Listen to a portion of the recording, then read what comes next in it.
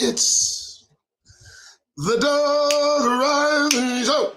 Well, the Doug Rising Show. Well, the Doug Rising Show.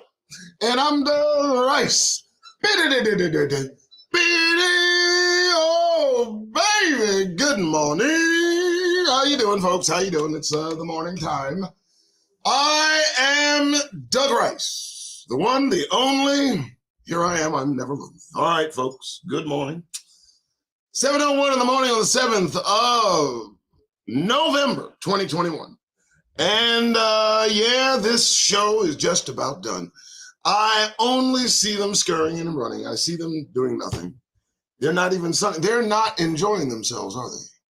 No, they are not enjoying themselves these days. It's all falling apart in so many ways, is it not? And we get a front row seat, excluded from all of the festivities. I mean, no one has asked Negroes a thing. And that's the way I like it. I'm good with that. Today, we're going to get some answers. We're not looking for questions. The Middle East is it's up in turmoil. It's a fire, as I writ. And it seems all predicated on just one key point. The people that have been attacked on the 7th of the last month, those folks claim to have claimed to the land of Palestine. Now, look, there are a lot of, indicators that prove these are not, in fact, the people of the book. These are not the people who they claim to be. And so we're going to delve into the topic today of the original Black Jews, because they're calling themselves Jews. And I have folks that some of them take umbrage to having me refer to us as Jews. Some people say to me, we're not Jews, we're Hebrews. And I agree to a degree. However, we're going to look in this publication. This, I know everybody's familiar with it. As I pull it up on the screen, From Babylon to Timbuktu by Rudolph R. Windsor. Okay?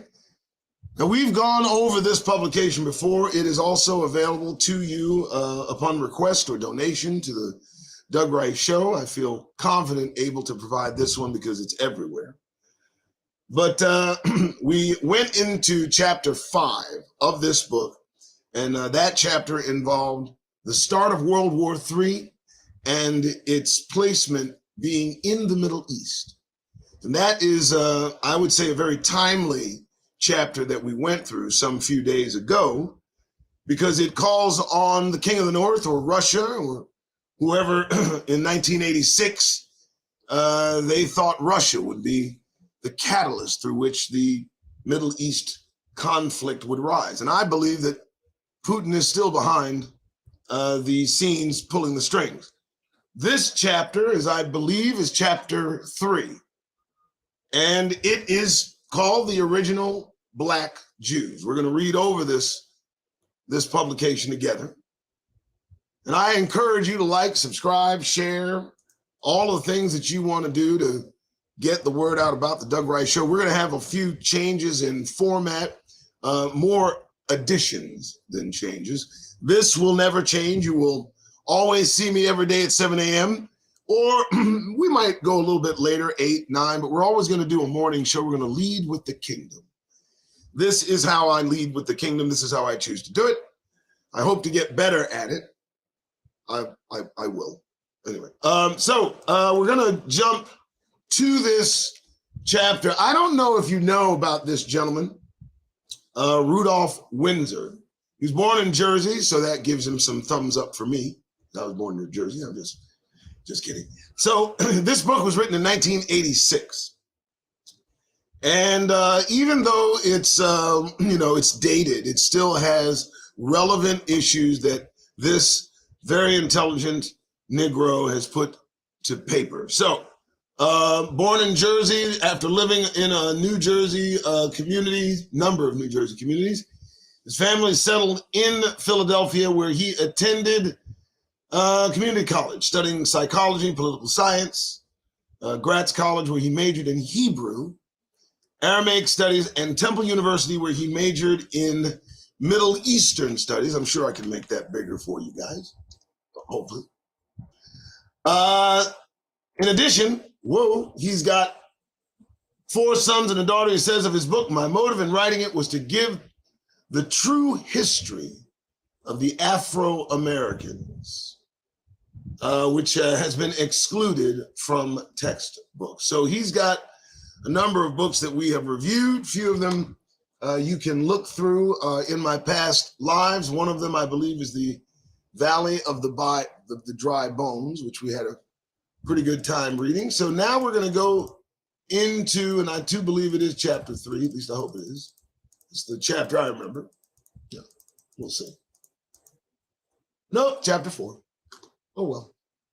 All right, now, the original black Jews. Let's see, I cannot do enough of that. Hold on one sec, folks. I'm messing with my own system here. There we go. There we go. Now I can go back to the original, right? Bing, boom, the original black Jew. Chapter 4 of this book, From Babylon to Timbuktu. Very, very historical, this gentleman's writing, his research, his bona fides, his attention to details. When you look at what's happening over in the Middle East, when you see the carnage, the bloodbath, all of that, such deserving activity after so many years, yeah, that's right. The end of the Gentile times, the judgment is upon them, and it's global. We all seem to be paying strict attention to what's happening over the Middle East, but let me just tell you, folks, it's happening everywhere. Floods, every place you can imagine, there is turmoil, upheaval, and this was predicted. But today, we're going to look into the original black Jews and see what it brings forth. Here we go. Originally, all Hamites and Shemites or Semites were black. Abraham was a black Shemite and a descendant of Shem. And the name of Abraham was Abram before he was referred to as Abraham. Now, the 3 Hebrew patriarchs were Abraham, Isaac, and Jacob. This Jacob begot 12 sons who later fathered the 12 tribes of Israel. Abraham was the father not only of the Hebrew Israelite nation, but also of the Arab nation. Now, it's important we focus on that because the Arab nation warring against the Jewish nation would almost mean that cousins are fighting. But are cousins fighting? We'll find out. Now, the mother and grandmother of the Arabian nation were black Hamite Egyptian women. And the fathers of the Arabian nation were Abraham and Ishmael, black Shemites. At a certain time, there were hard feelings between Sarah, Abraham's wife, and Hagar, Sarah's maidservant. So Hagar fled from Abraham's house and dwelt in the land, in the wilderness. Josephus, the Jewish historian, wrote that Ishmael married an Egyptian woman, and as a result, he begat 12 sons.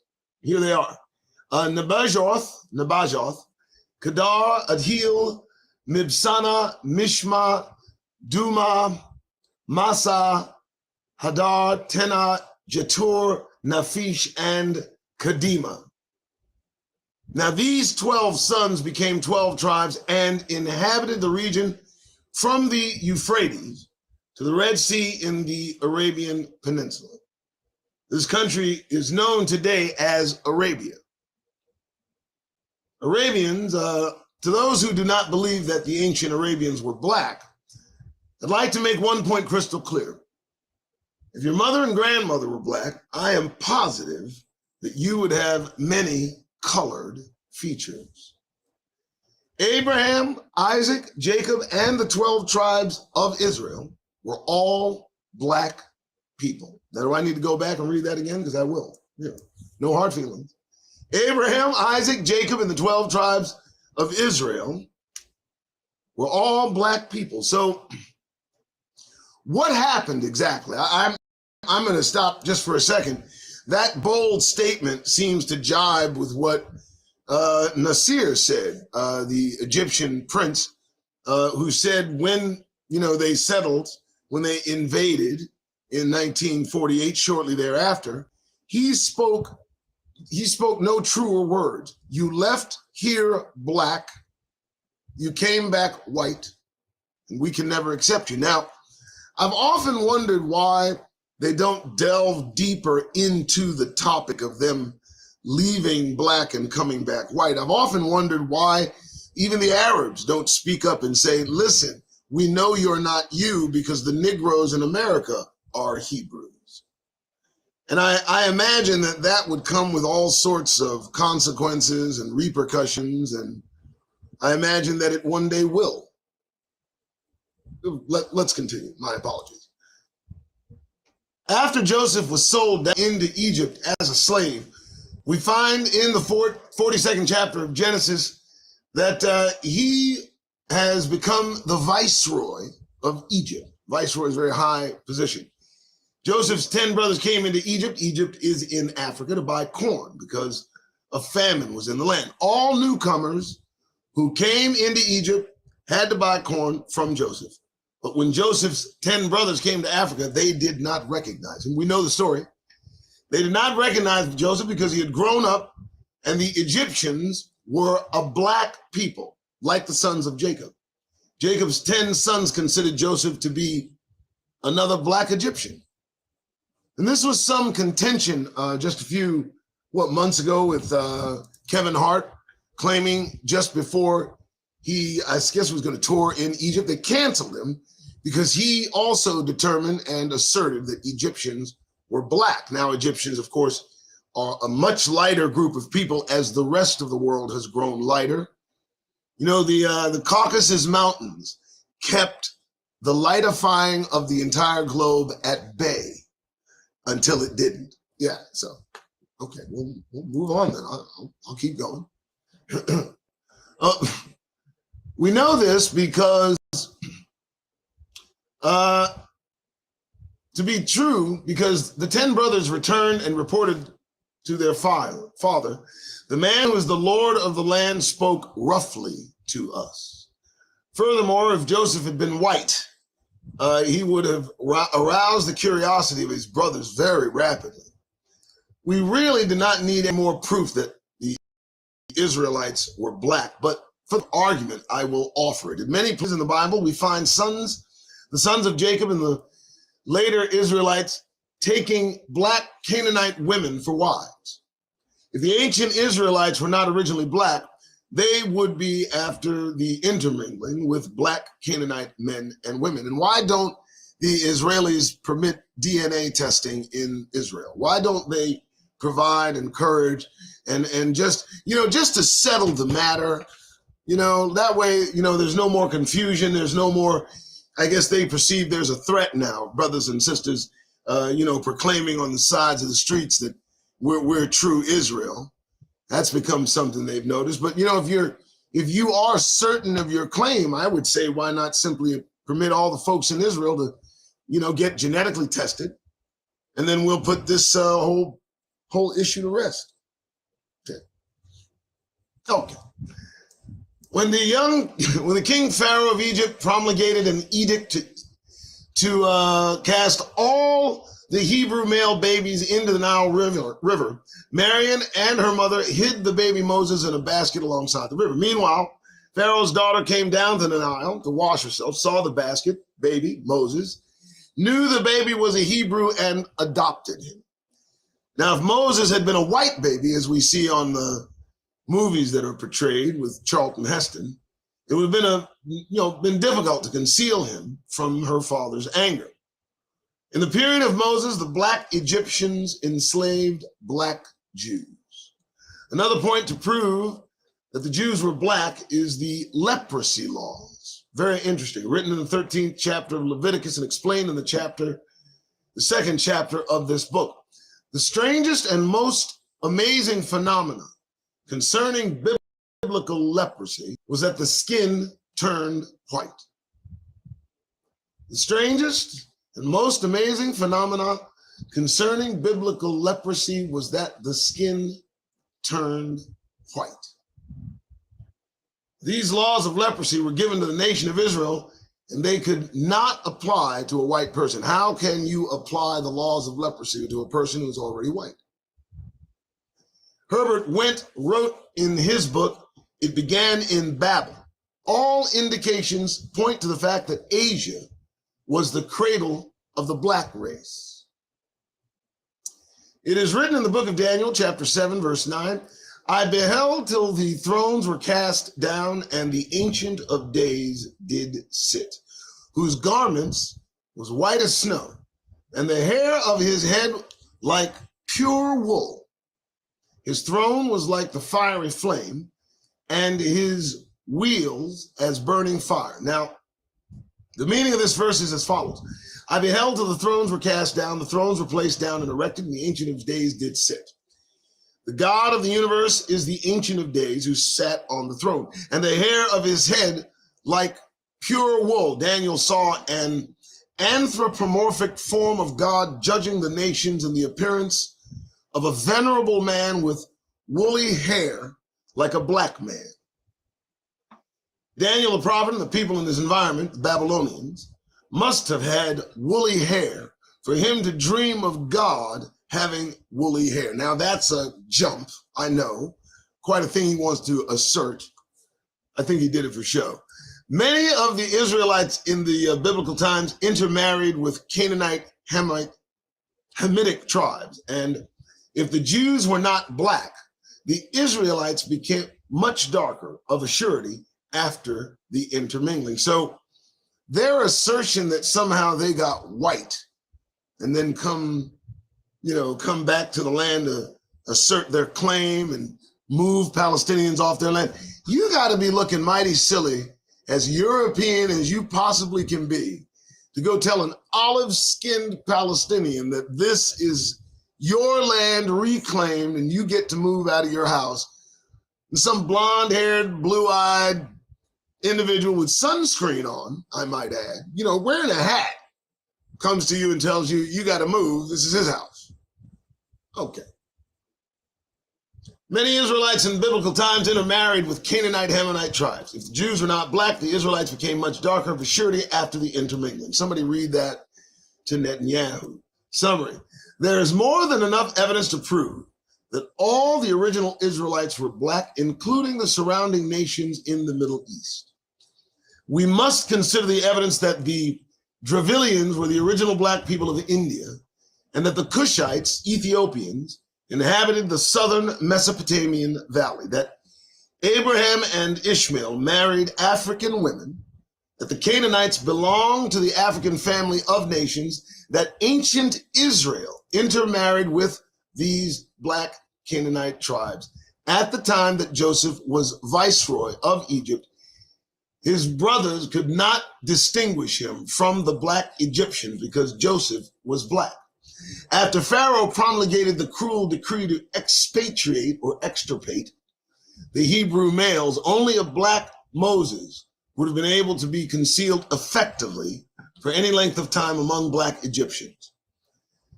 That Daniel had a dream of an anthropomorphic God whose woolly hair, that biblical leprosy laws of that time could apply only to a very dark people with black hair.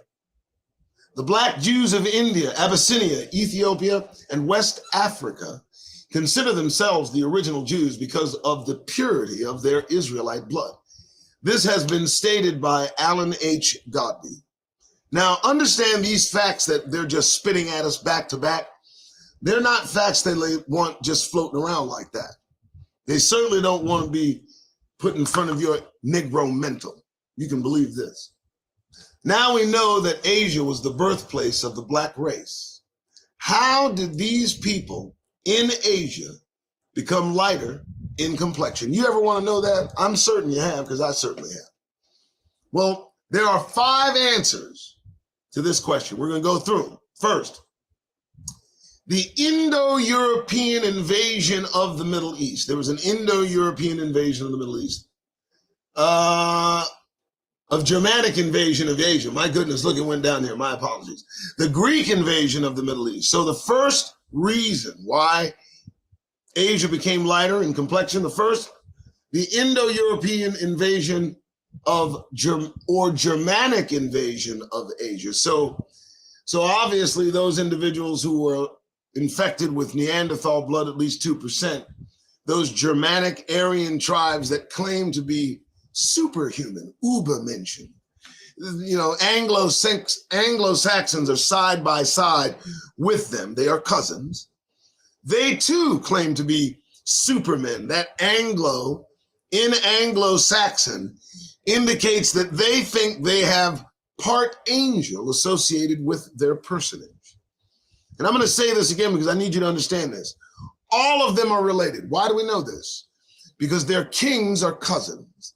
Because of the king of England, the king of France, and the king of Russia, they're all cousins. So all of them are interrelated. And those individuals, well, they went into Asia. Now that's number 1. 2, the Greek invasion of the Middle East. We know the Greeks, pretty light individuals. The Roman invasion of the Middle East, pretty light, and North Africa, and the Jewish slave trade. That's number 4. And to follow that up, the Arab slave trade. Now, they're going to get into the weeds here, folks. This guy Windsor knows what he's doing. Check this out. The Indo-European invaders penetrated the Middle East and mixed with black Asiatics as far away as India during the 2nd millennium BC.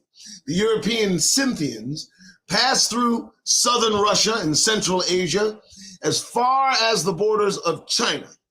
And during the Greek and Roman invasions, their soldiers settled down in the Middle East and North Africa to disseminate Greek and Roman culture. Moreover, they married colored women. The Jews sold white slaves to the Arabs throughout Africa and Asia. I need you to hear that statement. The Jews sold white slaves to the Arabs through Africa and Asia. White slavery is a reality. When the black Moors from North America conquered Portugal and Spain, they transported thousands of white slaves of Germanic descent to Africa. Remember this. This is how the lightening of the continent of Africa began, or at least began to take root. All of these white people who came or were bought to Africa and Asia were absorbed into the native population. Black Arabs, black Jews, and Ethiopians. This is a subchapter. Arabia, the land of the offspring of Ishmael, the son of Abraham, is bordered on the east by the Indian Ocean, on the northeast by the Persian Gulf, on the north by the Arabian Desert, and on the west by the Red Sea. The most fertile region of this peninsula is the south and the southwest. At one point, it almost reaches Ethiopia, which is in Africa. There were many Cushite tribes, Ethiopians, living in the northern, western, and southern sections of Arabia. The Arabians have had a long history of intercourse with the Ethiopians in the peninsula of Arabia and with the Ethiopians across the Red Sea in the continent of Africa. James Bruce, author of Travels to Discover the Source of the Nile, says that the people in Yemen, listen carefully, Arabia, particularly those of the coast opposite Saba or Sheba, were reputed Abyssinians or Ethiopians from the earliest periods till after the Muslim conquest. Many of the Arabs are not black today because of the crossing with white slaves in their household and harems. Now, this is something I've been wanting to kind of clear up as well in my mind as we just take a pause for the coffee. If everybody started off black, how did this lightening of the continent that they call Africa begin? We all know. We look carefully and see, if you go back in the photos, you can see a much more darker hue. Not our dark, but in some populations in these areas, in the early 1900s, they have photos in the 1800s. But the lightening of I would say the aristocrat class, those that were doing the buying, the selling of slaves. I can only imagine upon discovering, slaves that were Jews, that the imposters, the converts who sold white slaves probably got it into their head, why not just sell Negroes, the chosen, and just take their place, fulfill I don't know. I'm just reaching maybe, but it's a good way to clear out a population of Judea, formerly Palestine, to come back later and claim it's yours. I don't know. Maybe I'm overthinking. Who knows? Let's get back to it. It is a known fact that there were Ethiopians inhabiting Arabia in the north, southwest, and the southeast. How did these Ethiopians establish domicile or residence in southwest Arabia? Because Ethiopians lived around the Persian Gulf in northern Arabia. It is highly probable that they migrated toward the southeast, southwest. It's obvious that the Cushites inhabited vital parts of Arabia before the birth of the progenitors of the Arabs. Ra'ama, the son of Cush, was the father of the Cushite Sheba and Dedan, about 2300 BC. The tribe of Ra'ama became remarkable merchants. The descendants of Ra'ama lived in southeast Arabia, and the descendants of Havila resided in southwest Arabia, which is Yemen. This Havila was the son of Cush. Moreover, Cush was the patriarch of all of the Ethiopian tribes in Babylon, Arabia, India, and on the Nile River. Now, this is important because, as is stated in scripture, each man will return to his own land. And there's going to be a lot of packing going on. I just see a lot of Samsonite luggage getting just stuffed. The Cushites were residents of Arabia soon after the confusion of the tongues at Babylon. But Ishmael, the father of the Arabs, was not born until 1896 BC. My conclusion is that the Ethiopians were in Arabia before the Arabs. So that's an interesting conclusion. In the year 1012 BC, an Ethiopian queen named Bilqis visited King Solomon in Jerusalem. Bilqis came from the kingdom of Sheba in southern Arabia. Sheba was part of the Ethiopian Empire. This empire included Upper Egypt, Ethiopia, and parts of Arabia, which included the kingdom of Sheba. The Jewish historian Flavius Josephus calls this queen the Queen of Egypt and Ethiopia. Calling this queen the Queen of Ethiopia is proper when you know the historical background and genealogy of the earlier inhabitants of Arabia. The Queen of Sheba is known also as the Queen of the South. The kingdom of Sheba and Ethiopia was one empire in the south of the land of Israel. We must remember then, on the map, Yemen, Arabia, almost touches Ethiopia in Africa. It is obvious that the Queen of Sheba had more than one name because she is known to the Ethiopians by the name Makeda. Nevertheless, it is not strange that she had more than one name. The Ethiopian story of Makeda, the Queen of Sheba, is transmitted to us from the Abyssinian archives. This important document is known as the Kibra Nagast, or Honor of the Kings. The Ethiopian account relates the intimacy of the the itinerary of the Queen of Ethiopia to meet King Solomon in Jerusalem. The name of the great train, she came with a great train, a retinue of officials, servants, and abundant wealth. While she was at Jerusalem, she became infatuated with King Solomon, because of the organization of his affairs, his wealth, his wisdom, his understanding, and his physical appearance. Moreover, the story relates that King Solomon fathered a child by the Queen of Ethiopia. Now, this child was called David, or Menelik the first, I believe. The queen returned to Sheba, or Saba, with Menelik the first. After Menelik had remained in Ethiopia for some years, his mother sent him to King Solomon to be educated. Menelik was crowned king of Ethiopia in Jerusalem, and at that time he accepted the name David. Many experts in the law of Moses, especially one from each tribe, accompanied him to Ethiopia in order to be the judges of his kingdom. From these experts, present umbars, or supreme judges, 3 of whom always administer to the king, are said to be descended. In the company of this retinue came also Azarias, the son of Zadok, the former high priest, and brought with him a Hebrew transcript of the law. The present Philosos, the black Jews of Ethiopia, claim descent from those Jews who returned from Jerusalem with Solomon's son, Menelik.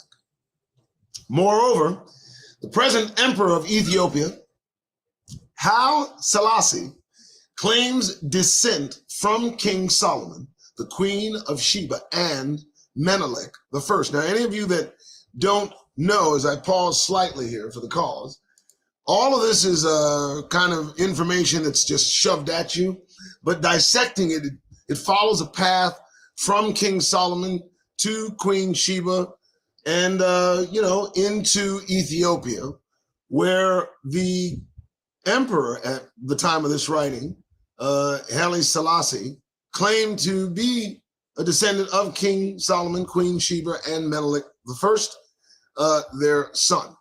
Is this true? I don't know. I mean, I'm reading it just as you are, but I find that more striking is the fact that you don't really hear too much about this spoken of over in the state of Israel.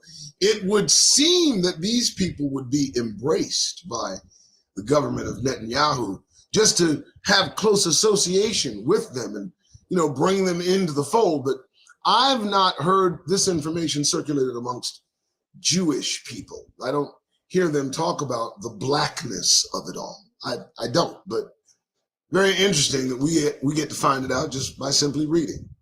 Yeah, this information we're needing. Back at it, let's move. All right, so the Queen of Sheba died about 986 BC after reigning 40 years.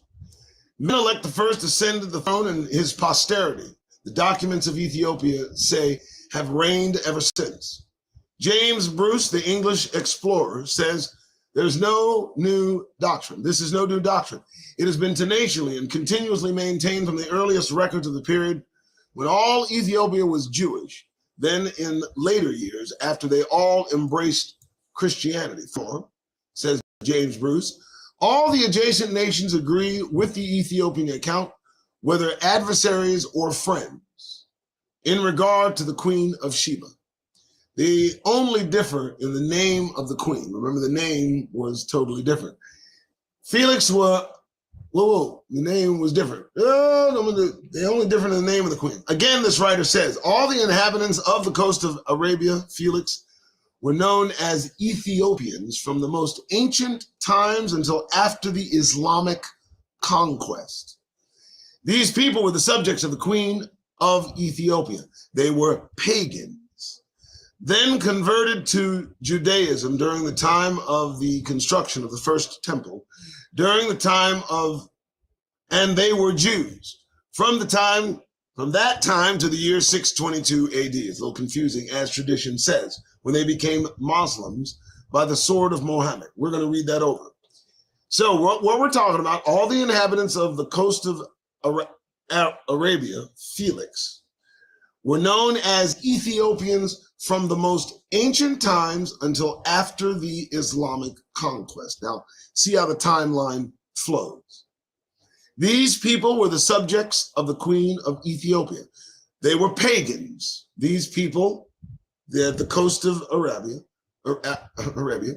and then they converted to Judaism during the time of the construction of the first temple, and they were Jews from that time to the year 622 AD, as tradition says, and that time they became Muslims by the sword of Muhammad. So I think it's important that we factor in the fact that so many people switch religions and they change their decisions and through force or derision, you know what I mean? And it's no different than the Ashkenazi European Khazarian conquered by the Prince of Ukraine. They too were pagans. They too were heathens.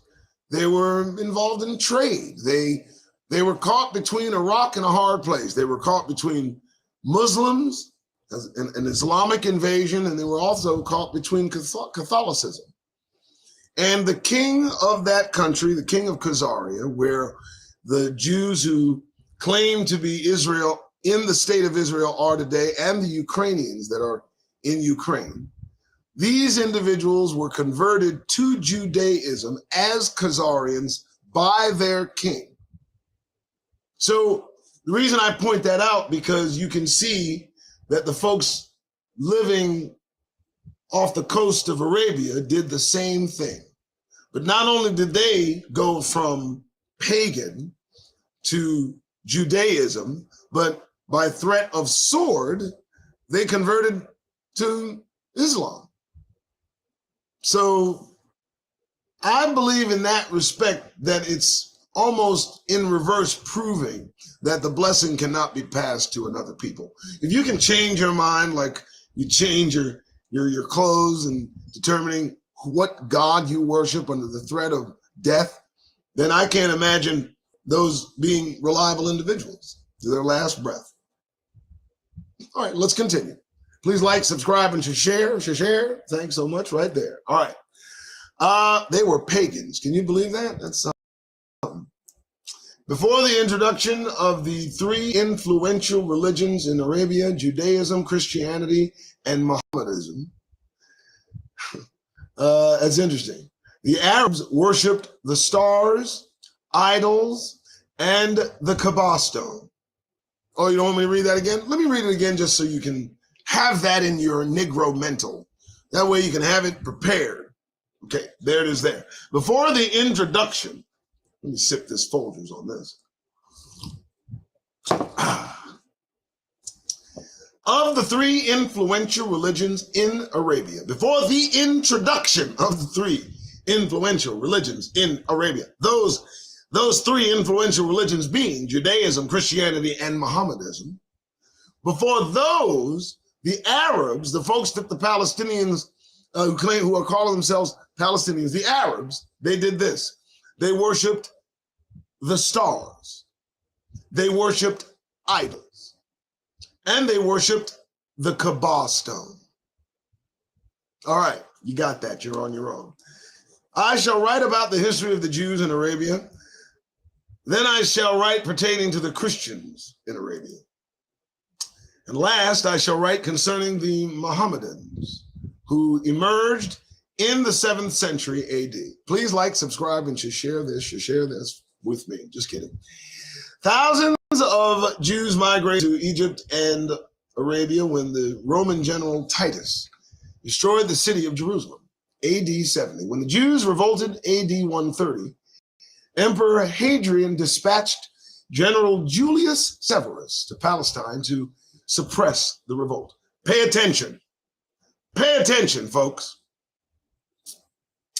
The persecution and restrictions imposed on the Jews were so great that a large number of Jews fled into Arabia. The tradition of the colored Yemenite Jews of Arabia relates that the first Jews came to Arabia with the prophet Jeremiah just before Nebuchadnezzar destroyed the first temple. Pay attention, pay attention, pay attention. In considering the Jews of Arabia, we cannot forget the Jews that accompanied the Queen of Sheba and her son Menelik I.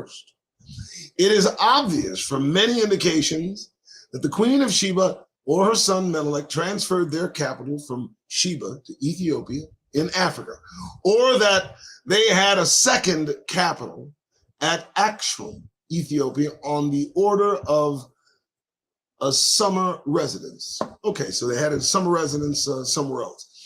It's not exactly known when the capital was transferred or when Aksum came into prominence as a Jewish state, but it probably occurred between the years 990 and 575 BC. At that last date, 575, the Persians conquered Arabia, resulting in the immigration of more Sabaeans and Habashites, Abyssinians, into Ethiopia. Many of the leaders and inhabitants of this Aksumite state became Jewish and seized political domination of ancient Ethiopia, called Aksum. Well, some people never change. The Aksumite Empire was ruled by Himyaritic immigrants. I like that, Himyaritic immigrants from Arabia, 1st and 2nd centuries AD. According to the tradition, the religious center contained the Ark of the Covenant, brought from Jerusalem by the offspring of King Solomon and the Queen of Sheba. Basil Davidson said that the great period of Ethiopia began soon after AD 50, when Aksum became the capital of a new line of kings. It is obvious that these kings were Jews. The success of trade monopoly in ancient times on both sides of the Red Sea between Africa and Arabia meant political and military control of key harbors. This is the reason Ethiopia and southern Arabia were included in one empire. There was much commercial rivalry between Saba, Sheba, Himyar, Heblash, Aksum that resulted in many wars. All of the kings and many of the inhabitants of these cities were Jewish at one time or another. Professor Godby says that it is an outstanding point of the tradition going back to Solomon's time for both Abyssinia and Yemen that ancient Hebrew kings on both sides of the Red Sea had the title Bar Nagash, or Sea Kings. The later Himyarite kings in 250 BC controlled both sides of the Red Sea. When the prosperous Himyarite kings changed their religion, they attached the pretext of religious extremism to the reasons for waging war against their commercial rivals. Did you hear what was just spoken? Upon conversion to Judaistic faith, I mean, that is really what it's saying. The prosperous Himyarite kings changed their religion and then attached the pretext of religious extremism to the reasons for waging war against their commercial rivals. So consider how these converts, these new Judaistic worshipers, they now apply that to commercial enterprises. What do you think what do they do when someone harms one of them? Well, they do exactly what Netanyahu has done. So the flow of attitude from, converting to Jew is pretty obvious. There's a sinisterism associated with these people and their beliefs. I've given you the proofs and I've read out the briefs. I have.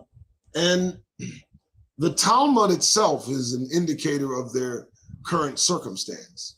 It's a wonder that the entire world gave these people a second chance. Hey, it just comes out.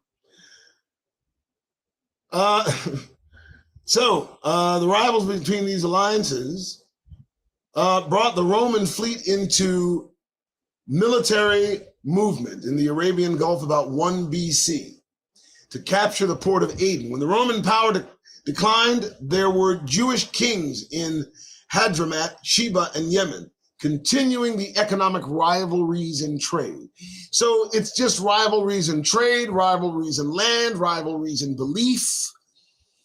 It is very interesting and very intricate, the insight into these people's psyche.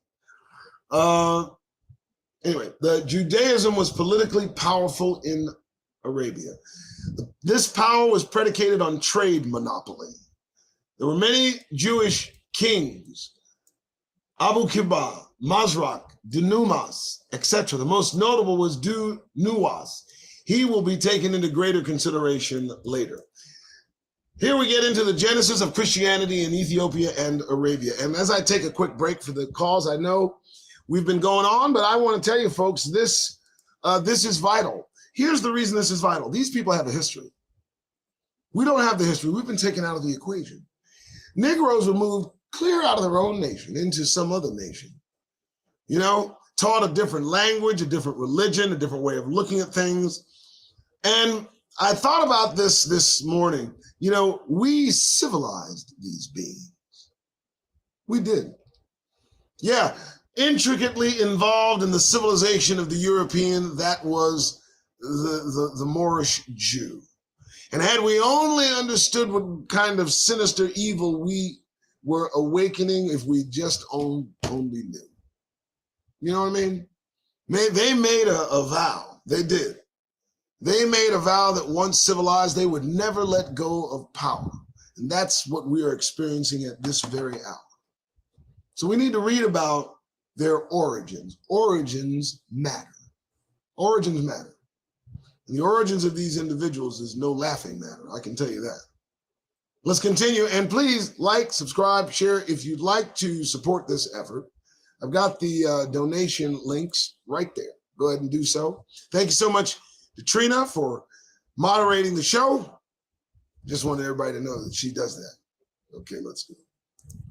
All right, back at it. The genesis of Christianity in Ethiopia and Arabia. I keep saying it wrong. The original black Jews. The original black Jews. The original black Jews. They did not change color. They changed identity. There's a difference. About AD 329, a group of Tyrians, Phoenicians, were embarked for India. Their ship met disaster off the shore of Ethiopia. And the only survivors were the two sons of the leader. The boys were captured by the Ethiopians and taken to the court of the king. Phraamontius, one of the boys, became instructor to Abraha the prince. Abraha later became king of Ethiopia. So that's an interesting, and let's see where that takes us. Phoenicians taught Christianity to Crown Prince Abraha and others. I can't pronounce the dude's name. It looks like Frumentius or Frumentius or whatever. He traveled to the Byzantine Empire, Eastern Roman Empire, and he had an audience with the temporal head Constantine the Great and the ecclesiastical head Saint Athanasius. The leaders of the empire were so tremendously impressed with his abilities that they aided him. Frumentius was promoted to the status of bishop and returned to Ethiopia. The bishop, this newly appointed bishop, erected and established a church in Ethiopia and with the support of the new king, Abraha. By Abraha's confession of Christianity, he became a Judeo-Christian. He was eager for the spread of his new faith into the land of his ancestors. The Abraham Peninsula. Okay. Gathering a military expedition of Ethiopians, Abraham crossed the Red Sea with his naval forces and army. He defeated the Black Arabs and conquered the pagan city of Mecca after a long siege. After he had introduced Christianity into Arabia, Abraham returned to his capital in Aksum, Ethiopia. So by the early part of the 6th century AD, Jewish power in Yemen had reached its zenith. The power was dominant in Yathrib, later called Medina. Let me drink. This was the time of the golden age of the black Jews in Yemen, never to be achieved again. These business tycoons maintained international commerce in a multiplicity of commodities with the East and the West, and the Arab converts to Judaism intermarried with the original Jews. So we're just watching it just stir. And I gotta say that the Creator, God Almighty, seemed against this kind of intermingling between Negroes, Hebrews, and other nations. And so I wonder how he viewed the intermingling and watering down and the affect of intermingling amongst other nations. I wonder if he frowned upon that, and maybe one day we'll get an answer. Who knows? The Jewish sages were invited to teach Judaism to the people at large. When Du Numas heard that the Jews were being persecuted in the Byzantine Empire, he retaliated by killing some Byzantine merchants and 20,000 Christians in Arabia. Oh, he didn't overreact at all. Wow. So let me read that again. So when he heard that the Jews were being persecuted, just being persecuted, he retaliated by killing some Byzantine merchants and 20,000 Christians. Now, I don't know if you know what the Jews over in Israel do to Christians, but they're prone to spit on a Christian now and again. That's supposed to be allowed by the Jewish faith. I almost think backed by the Talmud, but that's interesting. This unwise act brought about the fall of the Jewish kingdom.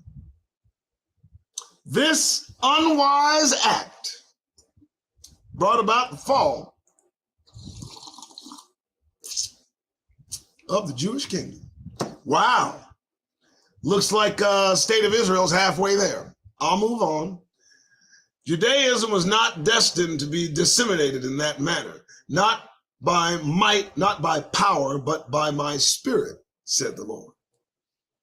The Christians, in their terrible hour of despair, made an earnest appeal to the emperor of the Byzantine Empire at Constantinople, but Justinian was hesitant to mobilize a military force because of the previous Roman defeats in Arabia. The empire was advised by the Abona, the patriarch of the Coptic Church in Alexandria, Egypt, to appeal to Saint Elizbahan, the emperor of Ethiopia. Saint Elizbahan received the envoys and promised to assist the Christians in Yemen. This is interesting history. Saint Elizbahan organized and mobilized an army of more than 65,000 Africans. He appointed one of the most sagacious generals, Abrahama, to be his commander. Now, I believe Abraham was the one that killed 20,000 people when Jews were being just persecuted, but let me see what I'm reading here. Who knows? Abraham transmigrated the Red Sea with 150 ships and a large company of elephants. Okay. When the two opposing forces confronted each other, the Jews were defeated, and the triumphant Ethiopians marched to Zafar and captured it. The Ethiopians ruled over Arabia at this time with an iron hand. Arabia, the Ethiopian, constructed a marvelous temple at Sa'ana in order to attract the pilgrims, the pagan Arabs, who passed through this conquered country on their way to the temple at Mecca. Moreover, Abraha devised outlandish and additional inducements in order to entice the Arabs not to go to Mecca. One of the Arabs considered Abraham's actions to be an affront to his religion. As a result, he placed dung on the altar of Abraha's temple. Abraha's reactions were immediate and vigorous to the sacrilege of the pagan Arab. Abraha equipped an army of 41,000 men, horsemen, and armed elephants. He likes the elephants. He's got a thing. Marched to Mecca to destroy the temple. Before Abraha reached Mecca, his army was badly battered by a sandstorm. In addition to this, smallpox broke out in his forces. In spite of these difficulties, the general reached Mecca with an adequate force to intimidate the inhabitants of the city. They capitulated and opened the city gates. When Abraham was riding under the archway of the city gates, his white elephant remained in one spot and would not move. Because of this, rejoicing broke out amongst the Arabians. Recognizing an act of God, they assailed the Ethiopians violently and transformed the history of the world. Abraham departed from Mecca and died of smallpox and mortification. Because of the obstinacy of Abraham's elephant, the Arabs recalled this period the era of the elephant. And only the birth of Muhammad is considered more important. Soon after this event, Muhammad ibn Abdullah was born, AD 570. He changed the religion of the empire, the entire peninsula of Arabia, before he died. And that's where we're going to land there, folks. This is probably the most well-written book. I don't know if I should stop there, though, because I've got just a few more pages. Well, no, I believe I'll just stop there because it goes on a long way. But think of this, folks. What we're talking about when we're talking about the original Black Jews, there's a history between the people that are there currently. We left behind, and we have no associations with the history because it went on without us. And it's the reason that history is in such turmoil today. It just is. The displacement of the Hebrews, God's chosen, set apart, our enslavement as Negroes in this country. I mean, that really began to set the world in displacement globally. People just started wandering all over the place. Just this exploration has created, multicultural and I think not correct nations. But anyway, all right, there we go, folks. I'm done. I got to run. It's late. It's almost 8, and I think the show was great. If you agree, please support me. Give to the structures below. Share, like, subscribe. Not just because I said so. We have a sponsor, Twidwear. That's what I do. Twid. That's what I do. Twidwear is some phenomenal sportswear. I'm going to show it again because I got to put it up there. It's my sponsor, folks. These guys, I'm going to tell you something. The one thing you can use are clothes. Shoes, clothes, and taking care of your skin. That beautiful, warm, glowing, melanin-free, melanin-full skin. So Twidwear, that's what I do. They have shoes, they have sports apparel, very, very high quality sports apparel. If you go to twidwear.com, TWID, that's what I do. Twidwear.com, you register, you purchase something, support another woke Negro. This is a Hebrew, and he's been at this for years. I truly am impressed with his efforts, and he has now become the official sponsor of the Doug Rice Show. And so my shout out to Twid. Thanks so much for your support.